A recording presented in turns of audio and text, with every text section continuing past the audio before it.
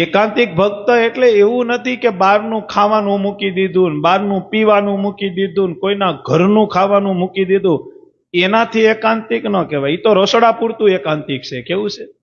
જેનું જીવન ધર્મ સહિત ભક્તિ હોય અને જેના જીવનમાં જ્ઞાન સહિતનું વૈરાગ્ય હોય, ભગવાન સ્વામિનારાયણ કે એને એકાંતિક જાણો.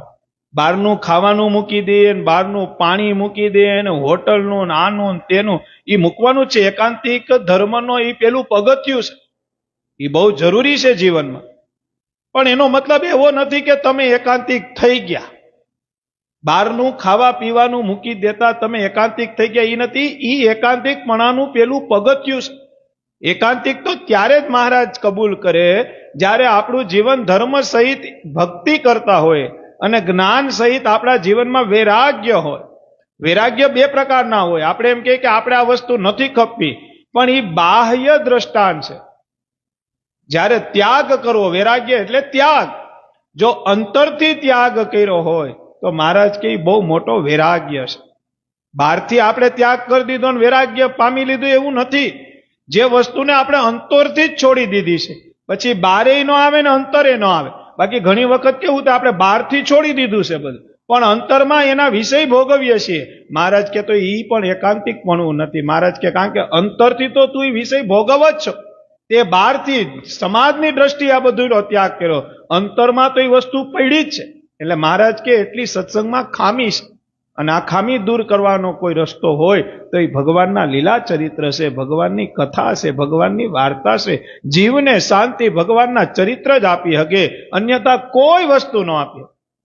જીવનમાં પરિવર્તન લાવવું હોય, સારા ગુણ કેળવવા હોય, જીવનમાં ભગવાન સુધી પૂગવાની કોઈ સ્થિતિ હોય, એનો કોઈ રસ્તો હોય, એનું કોઈ પગથિયું હોય, તો એ ભગવાને જે કરેલી લીલા, એના ચરિત્ર, એની જે વાતું, એની જે કથા, એની જે વાર્તા, આ જ ભગવાન સુધી આપને પમાડે છે.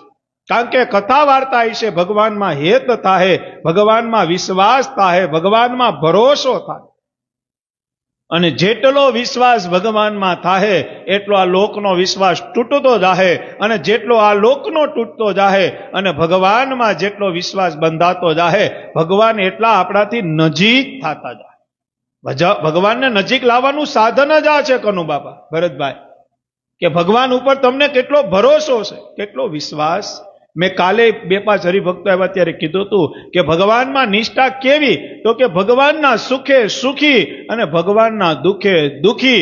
આ નિષ્ઠા જો કેળવાઈ જાય તો પછી આપણે સ્થિતિમાં પામી જાય, બહુ સારી સ્થિતિએ પૂગી જાય. પણ જો થોડું ઘણું દુઃખ આવે અને મનમાં જો શંકા કુશંકા થતા રાખે તો સમજી લેજો હજી આપણે ભગવાનના ભક્તપણામાં આવ્યા નથી. ભગવાનના ભક્તનો તો નક્કી નિર્ધાર હોય કે ભગવાન જે સુખ આવે એ સુખમાં આપણે રાજી રહેવું છે, ભગવાન જે કાંઈ દુઃખ આપે, પરીક્ષા કરે, એમાં આપણે રાજી રહેવું છે. મોટા સંતો હતા એ કહેતા કે સુખમાં બહુ ફૂલાવવું નહીં અને દુઃખમાં બહુ કરમાવવું નહીં. જેની સ્થિતિ સુખ અને દુઃખમાં સ્ટેબલ રહે, ભગવાન સ્વામિનારાયણનો રાજીપો ત્યાં વધુ થાય છે. જેનું જીવન સ્ટેબલમાં રહે, સુખ આવે તોય મોજમાં હોય, દુઃખ આવે તોય મોજમાં હોય. આ સ્થિતિ કેળવવા માટે જ આ કથા વાર્તા છે. આ સ્થિતિ અમે પૂગી ગયા તમે રહી ગયા એવું નથી. આપણે બધા એક જ લાઈનમાં બેઠા છીએ. આપણે બધાએ ભગવાનને આ રીતે જાણી ભગવાનના સુખે સુખી રહેવાનું છે, ભગવાનના દુઃખે દુઃખી રહેવાનું.